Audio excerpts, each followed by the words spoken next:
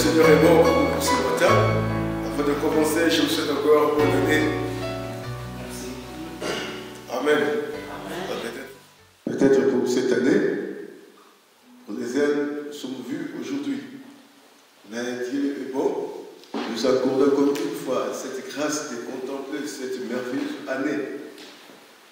Même si ça commençait un peu avec ses caprices.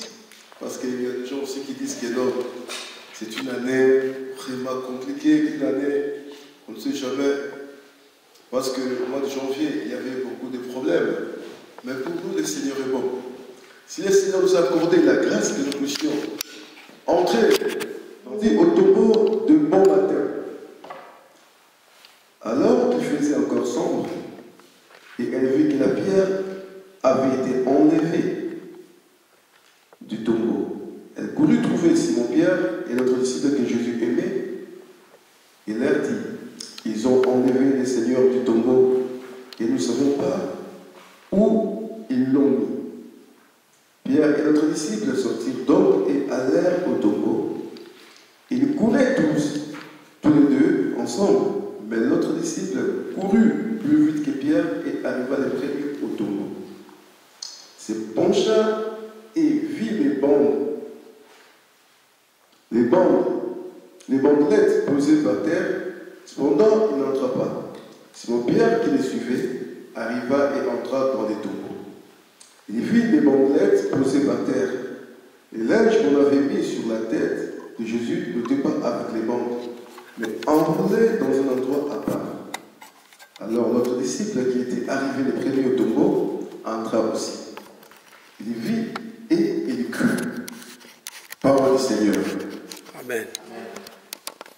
Encore une fois, on va prendre, comme nous avons nos Bibles, dans le livre des 1 Corinthiens au chapitre 9.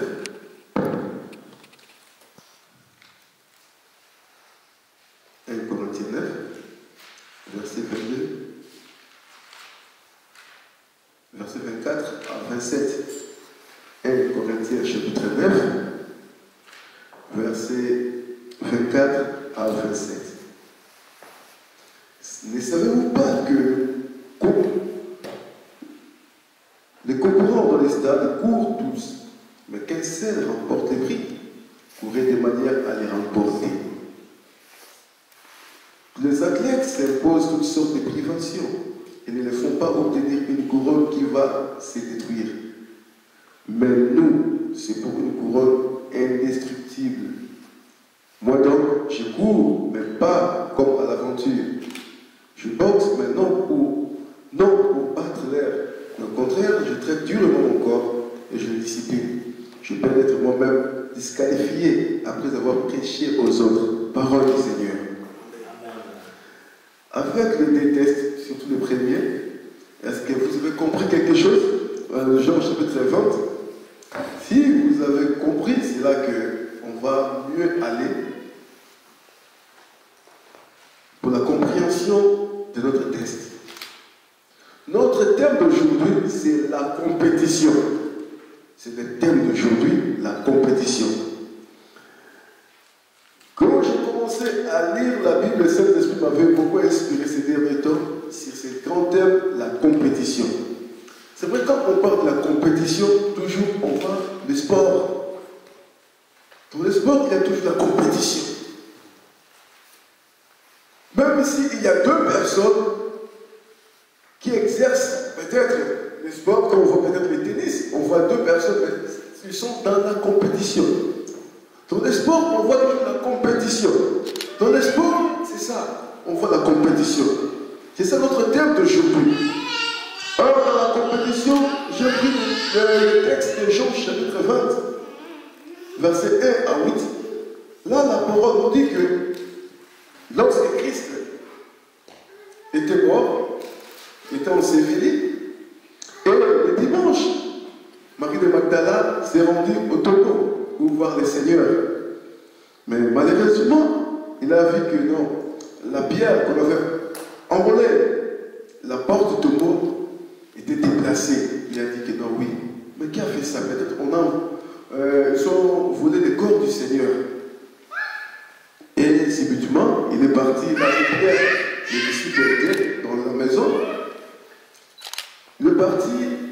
la nouvelle du Seigneur. Parce que le Seigneur lui a dit que non, il était ressuscité. C'est vrai qu'il est allé annoncer la nouvelle. Et la parole de Dieu dit que Pierre et l'autre disciple sortirent donc et allèrent au tombeau.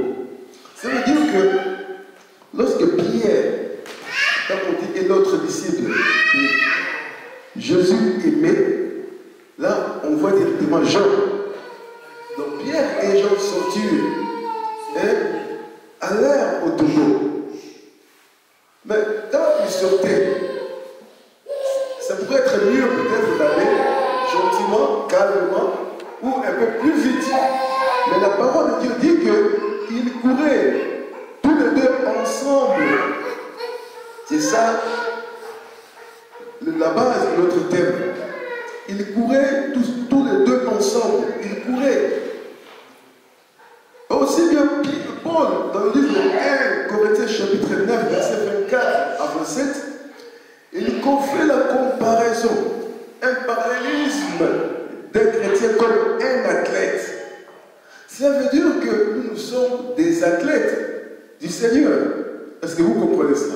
Amen. Nous sommes des athlètes. Ici, Pierre et Jean couraient tous les deux ensemble. Or, nous, dans le livre de 1 Corinthiens chapitre 9, versets 24 et 27, Paul nous compare comme des athlètes. Or, nous sommes des athlètes du Seigneur. Or, une chose qui m'a frappé, les deux qui couraient étaient deux athlètes d'une même équipe. Ça veut dire qu'ils avaient une même tenue. Or, la tenue qu'ils avaient, ce n'était que ils avaient porté les noms de Jésus-Christ. Les deux chrétiens. Aujourd'hui, on voit même que non, si on dit que non, la compétition, comme l'appelle les Jeux olympiques. Dans l'athlétisme, comme on voit peut-être Usain Bolt avec les autres qui couraient, chacun a sa tenue. La tenue peut-être qui montre les drapeaux, l'emblème même de son pays. Mais nous avons la même tenue. Alléluia. C'est ça qui m'intéresse beaucoup. Ça veut dire que nous avons la même tenue. Dans cette compétition que je commence à vous parler aujourd'hui, dans les Seigneurs, dans cette compétition, nous avons la même tenue. Donc, nous avons les mêmes maillots. Le même emblème. C'est la couleur de notre Seigneur Jésus-Christ. Alléluia. Peut-être c'est la couleur du sang de Jésus que nous portons. Et il courait. Or, la vie chrétienne, c'est une vie, quand vous entrez dans la vie chrétienne, ça veut dire que quand vous acceptez Jésus-Christ dans votre vie comme Seigneur et Sauveur, ça veut dire que vous entrez dans la compétition. Alléluia. C'est là que nous devons comprendre cela. Dans ces textes, je ne voulais pas parler de la résurrection de Jésus-Christ. Je ne voulais pas parler de la puissance de la résurrection, non. Je voulais simplement parler de la compétition. Comme les deux personnes, comme on voit ici, Pierre et Jean couraient la compétition. C'est ça la vie chrétienne. Dans la vie chrétienne, nous sommes entrés dans la compétition. Or, un enfant de Dieu doit avoir l'esprit de la compétition. C'est comme un athlète. Il faut avoir l'esprit de la compétition. Or, l'esprit de la compétition d'un athlète, comme je peux vous demander peut-être si Usain Bolt est là pour courir, son objectif est quoi? Et de gagner. Alléluia. Et de gagner.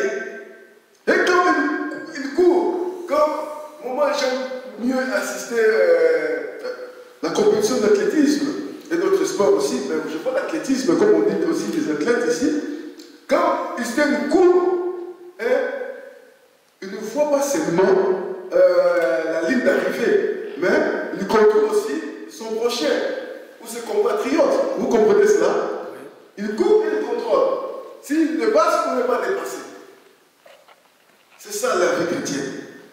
Dans la vie chrétienne, peut-être, vous allez voir que non, ces frères, nous sommes convertis ensemble. mais il est un peu avancé dans la connaissance du Seigneur. Mais moi, comment je ne suis pas avancé? Je n'arrive pas comment? Cela veut dire que non, je jetais un coup d'œil à mon prochain, à l'autre, mais non, comment?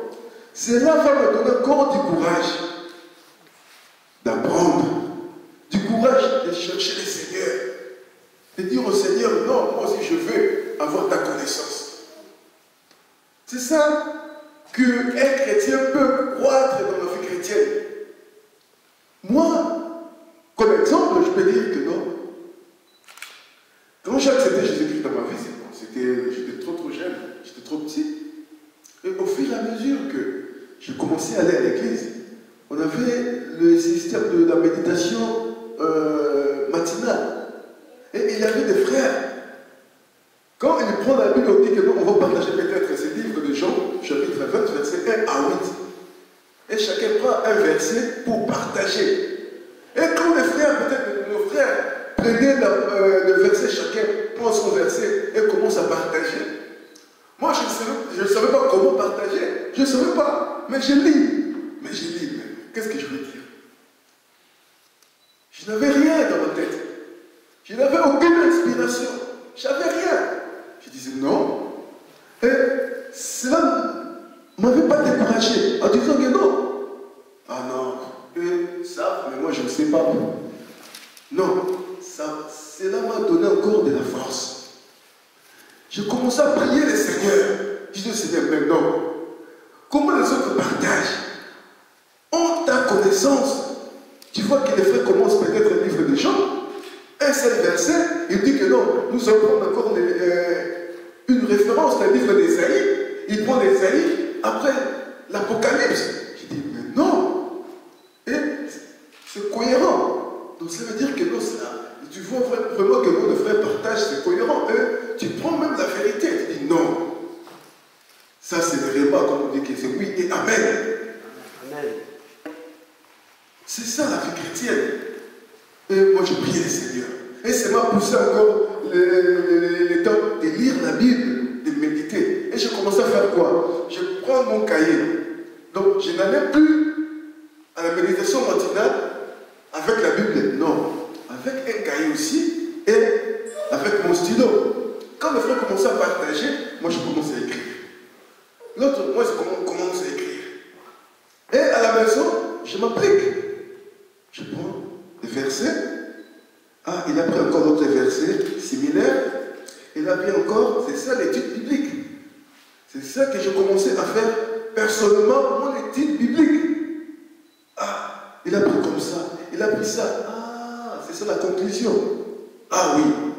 Moi aussi, on anticipait les versets pour l'autre jour. Moi aussi, je prends, demain, on va lire, on va partager Jean 21, chapitre. Ok, moi je vais partager verset ça.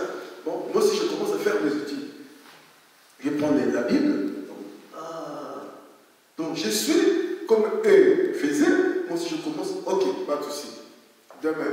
Et demain, nous serons là. Et moi je vais dire que moi aussi je vais partager dans le livre, dans le verset 5. Je prends la parole, je commence à partager. Petit à petit. Alléluia. On dit toujours qu'il y a que non, petit à petit, l'oiseau fait son nid. C'est petit à petit. Je commence à faire mon nid. Parce que c'est ça l'esprit de la compétition. Je voyais, je regardais l'entourage, je regardais l'église de Dieu. Je dis non, il faut que je puisse grandir. L'esprit de la compétition. Or, cet esprit de la compétition, quand moi je pense à cela, j'ai vu que non, et j'ai cru, et je crois aussi que l'esprit de la compétition, Dieu a mis dans l'homme cet esprit de la compétition. Alléluia.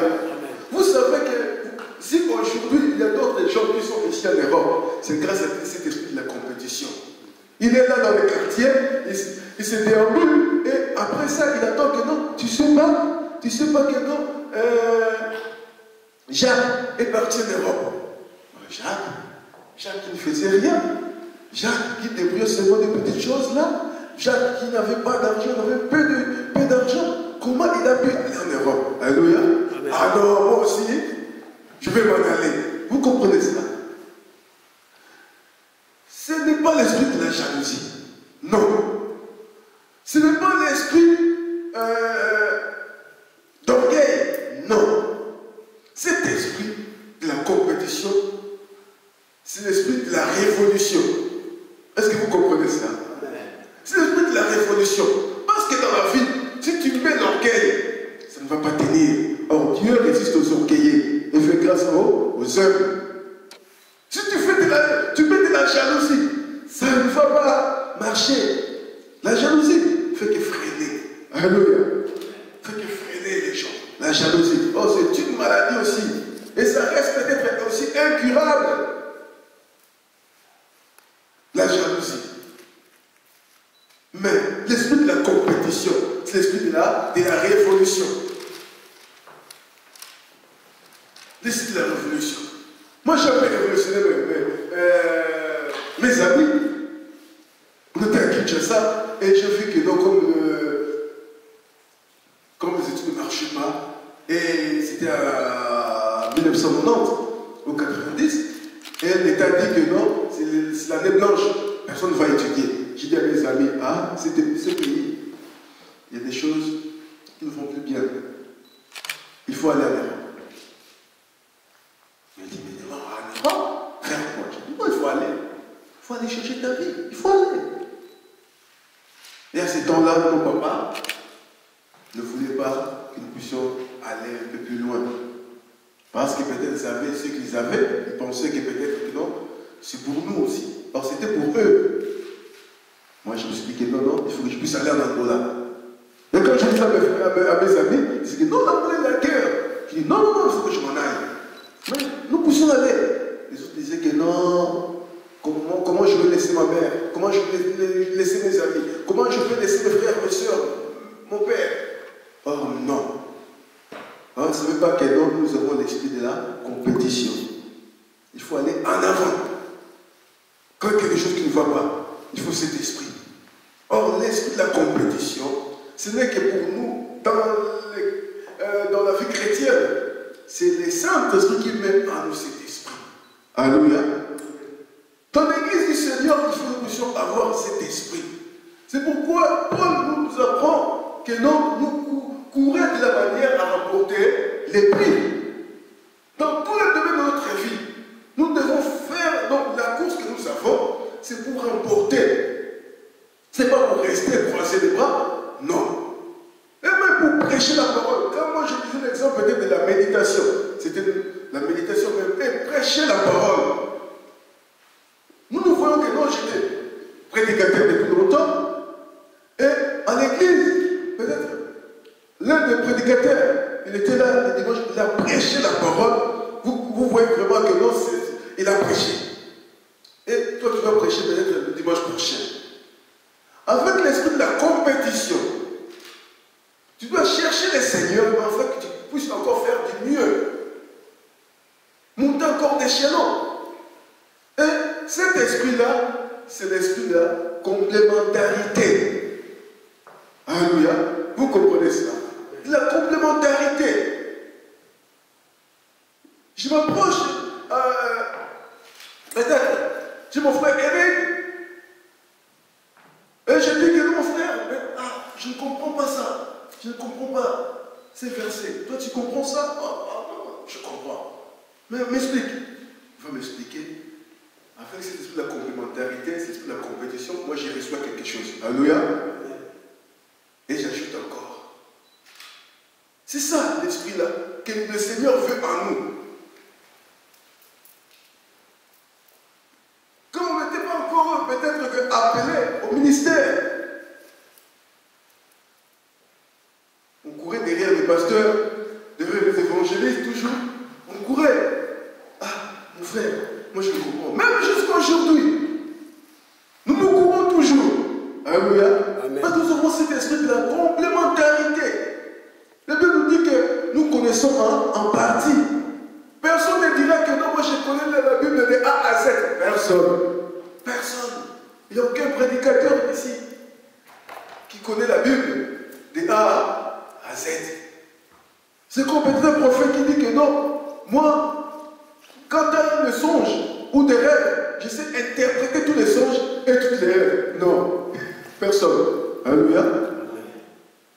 Personne. C'est l'esprit de la complémentarité. Nous connaissons en partie. Quand moi je prêche, et vous recevez. Quand Pasteur Thierry va venir, s'il va prêcher, vous allez recevoir encore. Quand l'autre aussi va venir, vous allez recevoir encore. Alléluia. Personne va dire que non, moi je connais tout. Non, nous connaissons en partie. C'est ça cet esprit-là. Vous devez avoir l'esprit de la compétition. De savoir plus. Ah, pasteur, moi, je ne comprends pas ici. Dis-moi, fais-moi que je comprenne. Explique-moi, j'ai besoin. Vous savez que si quelqu'un qui ne demande pas, c'est difficile de m'expliquer. Alléluia. Amen. Même dans la maison. Hein? Quand vous avez des sœurs, comme ma sœur est là, chez nos papas, chez nos parents, et maman, toujours la cuisine, et toi tu ne demandes pas. Vous avez 3 sœurs, avec les 3 sœurs, les 2 demandent toujours maman. Mais t'as fait du riz, mais comment t'as fait cette riz? C'était bon. Mais toi tu ne demandes pas. L'autre dit que maman, t'as fait quoi? T'as fait le matin comment?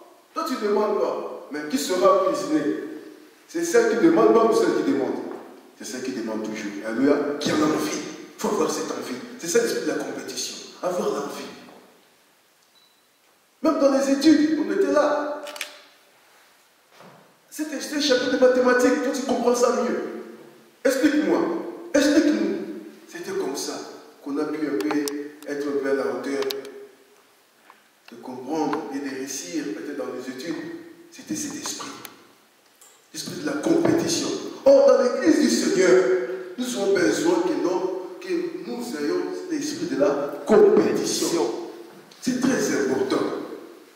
Pourquoi pas dans cette église-là, il y a beaucoup de gens où nous sommes peu. Non, cette année, nous allons aussi faire du mieux possible que nous sommes croître d'une manière numérique. Nous allons faire quoi? Commencer à évangéliser, à faire tout ce qu'on peut. En fait, nous ayons 2, 3, 4, 5, 6, petit à petit, avec cet esprit de la compétition, nous allons réussir. Et les gens diront que non. Ah, ils étaient seulement 2. Maintenant, ils sont devenus 100, 200. Alléluia. Avec l'esprit de la compétition, l'Esprit Saint. Ça va nous pousser de prier le Seigneur, d'évangéliser, de prier. Oh le Seigneur, c'est toi qui envoies les fidèles, c'est toi qui envoies les serviteurs, c'est toi qui envoies. Et avec cette envie, le Seigneur fera l'esprit de la compétition. Et vous savez que avec l'esprit de la compétition, il y avait peut-être, moi je connais, peut-être on peut dire une église, moi je sais que c'est une secte, ce n'est pas une église, mais ils ont montré cet esprit de la compétition, c'était dans leurs offrandes. Ces gens-là, ils avaient mené un système, une stratégie, que non, ils n'ont rien, ils n'ont pas la parole, ils n'ont pas la parole de Dieu, mais eux, ce sont des chants. Avec des trompettes, tout, ils chantent, et après, ils mettent les offrandes. Ici, ce sont des mamans qui vont donner, ici, ce sont des papas, et avec le micro. Et à Kinshasa, vous savez, cette église, on dit l'église, mais bon, ce n'est pas l'église, mais pour nous, peut-être l'église. Vous savez, ça, l'église, on est tout petit, l'église kimbanguiste. Vous comprenez cela? Et ces gens-là, avec l'esprit de la compétition, ils ont fait quoi? Avec les offrandes, ils ont bâti des écoles, des universités. Pourquoi? La compétition. Oh, c'était aussi un péché. Vous comprenez cela? C'était pas un péché. Ah, les mamans ont donné 10 000. Les papas ont donné 9 000. On dit non, est-ce qu'on va s'arrêter ici? Non, on va encore donner. Je connais que papa donnait même son salaire. Il avait des problèmes. Il allait divorcer. Hein? Il a pris les salaires au lieu qu'il a à la maison pour laisser son salaire à la maison. Mais non, il est venu à l'église avec son salaire. Quand les gens donnaient, avec l'esprit de la compétition de papa, 1000, 2000, papa, lui il a pris un peu, 1000, il a donné. Il a resté avec 900 000, je ne sais pas combien là. Mais ces jours-là, le moment donnait beaucoup. Il y avait des grandes différences. Et l'animateur, parce qu'il y avait un animateur, l'animateur commence à dire: ah, aujourd'hui je vois que les mamans sont au top. Et le papa, vous n'avez rien à dire. Le maman qui commence à dominer. Et il domine toujours. Les mamans dominent toujours. Mais nous savons que non. La tête, ce sont des papas. Ce ne sont pas des mamans. Mais où sont les papas? Et ces papas disent: non, non, non, non, non. Aujourd'hui, nous pouvons perdre. Il a donné tout son salaire. Il avait des problèmes. Alléluia. Ça, il a donné ça par orgueil. Alléluia. C'est ça. Ce n'était pas l'esprit de la complicité d'orgueil. C'est ça qui a failli que non, que son mariage soit détruit. C'est ça, c'était par l'orgueil qu'il a donné. C'était pas par la compétition. Mais moi, je sais que dans la Bible, dans Actes des Apôtres, on nous dit que non, les gens apportaient leurs biens, leur argent au pied des apôtres. C'était l'esprit de la compétition. Mais quand Ananias et Saphira ont mis l'orgueil, leur fait était quoi? C'était la mort. Pour dire que dans la compétition, il n'y a pas d'orgueil. Ah, comme frère Mané a acheté ça pour l'église, moi aussi je vais acheter. Non, c'est pas ça. Hein? Quand frère a acheté ça, moi je vais acheter l'autre pour l'avancement des lèvres du Seigneur. Vous comprenez cela? C'est là que le Seigneur va nous bénir encore. En esprit de la compétition vient avec la grande bénédiction. Les ciels s'ouvrent, les ciels tombent. Et les églises seront richement bénies avec cet esprit. Nous serons bénis spirituellement, matériellement, financièrement dans notre vie. Or, notre vie ici-bas, c'est comme Pierre avait demandé au Seigneur: nous t'avons suivi, qu'est-ce que nous allons recevoir? Le Seigneur a dit: au siècle présent, en commençant par à l'éternité. Mais ici-bas, c'est ça que l'esprit que nous allons toujours avoir, l'esprit de la compétition. Dans tous les domaines de notre vie, l'esprit de la compétition. Pourquoi pas, moi je dois travailler? Pourquoi pas, moi je dois faire ceci, là? Ce sont des questions posées. Mais avec l'esprit de la compétition, il y a toujours des réponses. Alléluia. Il y a toujours des réponses. Dans nos pays, il y a peut-être des gens que tu ne peux pas. Peut-être tu vas me dire que c'est des miracles. Mais une maman avec peut-être des sèves de cacahuètes, peut-être des 1 kilo, elle vend, mais elle nourrit aussi ses enfants avec ça. Avec ça, avec le peu là, elle nourrit ses enfants. Parce qu'elle a l'esprit de la compétition. C'est l'esprit de la révolution. C'est pourquoi aujourd'hui, c'est que nous pouvons retenir que nous ayons cet esprit de la compétition et mettre en pratique pour notre bien, pour notre croissance spirituelle, pour la croissance de notre Église et pour le bien-être de nos foyers et de nos familles. Cet esprit de la compétition. Même les disciples de Jésus, quand ils étaient avec Jésus, ils avaient cet esprit de la compétition. Vous savez, c'est le livre des Job, je crois chapitre 11. Les disciples de Jésus ont vu les disciples de Job prier. Prier. Et ils sont venus vers Jésus disant: Seigneur, montre-nous comment prier. Comme Jean a montré à ses disciples. Vous comprenez cela? Est-ce que Jésus, quand il était avec ses disciples, est-ce qu'il attendait que ces disciples puissent lui poser la question pour lui demander de leur montrer comment prier? Ou Jésus allait leur montrer comment prier? Or, Jésus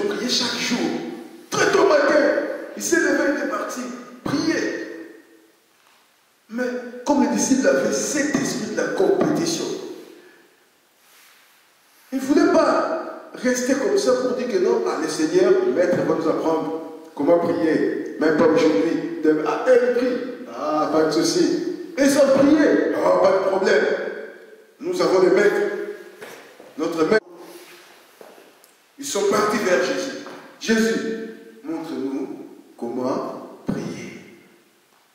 Et Jésus a dit, commencez à prier comme ça, notre Père qui est aux cieux. Alléluia. Amen. Bon, donc, c'est la profondeur. Cette prière, ce n'était pas dit que non, ce n'était pas une formule que les disciples ont commencé à prier notre Père. Non, il a donné l'essentiel. Peut-être un jour, nous allons partager cette prière.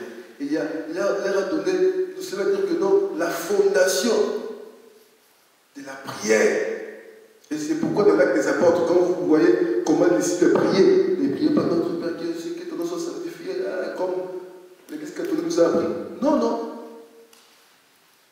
Ils ont eu la révélation, le Seigneur leur a donné la révélation de la prière et ils ont pris cela et nous aussi, avec l'aide du Saint-Esprit, avec l'inspiration du Saint-Esprit, et nous prions le Seigneur et le Seigneur nous attend et le Seigneur fait des grandes choses à travers nos prières. C'est ça cet esprit de la compétition. Ne t'attarde pas. S'il y a quelque chose que tu veux que tu avances, il faut aller. Ah, le pasteur va nous apprendre. Ah, je veux. Ah, ça ira. Ah, ces systèmes-là, de l'informatique, je serai ça. Non. Il faut aller apprendre. N'attends pas. Parce que la Bible dit qu'ils ont racheté les temps. Alléluia. Il faut racheter les temps. C'est l'esprit de la compétition. Est-ce que vous avez compris ces messages? Amen. Alléluia. Amen. Le Seigneur, ma prière est que nous pratiquons parce que nous avons cet esprit. Le Saint-Esprit est en nous. C'est l'esprit de la compétition qui est en nous. Si aujourd'hui, nous allons appliquer, parce que vous appliquez cela, nous allons appliquer encore cela, ça veut dire que nous aurons la connaissance du Seigneur. Et ce n'est pas seulement aujourd'hui que non, moi je veux toujours rester là pour prêcher la parole. Mais au fur et à mesure que vous allez appliquer cela, c'est à vous aussi de rester là. Moi je m'assois et j'attends que non. Vous vibrez. Alléluia. Et là, je suis aussi content de dire que non, gloire au Seigneur. Comme aussi nous avions de pères. Et c'est même peut-être un jour nous sommes restés là pour prêcher la parole. Aujourd'hui, ils sont contents. Parce que, ah oui. Parce que nous étions rien. On ne savait rien. Avec l'esprit de la compétition, nous avons appris cela. Et nous agissons avec ça. Et nous sommes toujours en avant. C'est ça, Paul a dit qu'il doit courir de la manière à remporter les prix. Là aussi, prions le Seigneur pour cette parole. Papa, je bénis, Seigneur, ton Église. Je bénis, Seigneur, frères et mes sœurs. Papa, je sais que la parole que tu nous as dit, ce n'est pas de manière aléatoire. Tu as préparé cela afin que ton peuple puisse aller toujours en avant. L'esprit de la compétition, c'est l'Esprit Saint. L'esprit de gloire puisse se manifester en eux, Seigneur. Que cette parole, Seigneur, soit gravée dans leur cœur, afin que ton nom soit glorifié à jamais. Je bénis cette église. Je bénis aussi notre pasteur Thierry qui nous parle là. Et son arrivée entre tes mains, Seigneur. Je bénis cette année. Je sanctifie que cette année, que tu nous as dit, Seigneur, tu as comblé cette année par tes promesses. Tu as comblé cette année, Seigneur, par tes grandes bénédictions. Et je sais que tes enfants palperont, Seigneur, cette grande bénédiction que tu nous as promis. Au nom de Jésus, je bénis cette journée et je sanctifie aussi de cette semaine en ton nom, Seigneur Jésus-Christ, ainsi que nous prions. Au nom de Jésus-Christ, notre Seigneur, notre Rédempteur. Gloire et louange à toi, Seigneur Jésus. Gloire et louange à toi, Seigneur Jésus. Amen.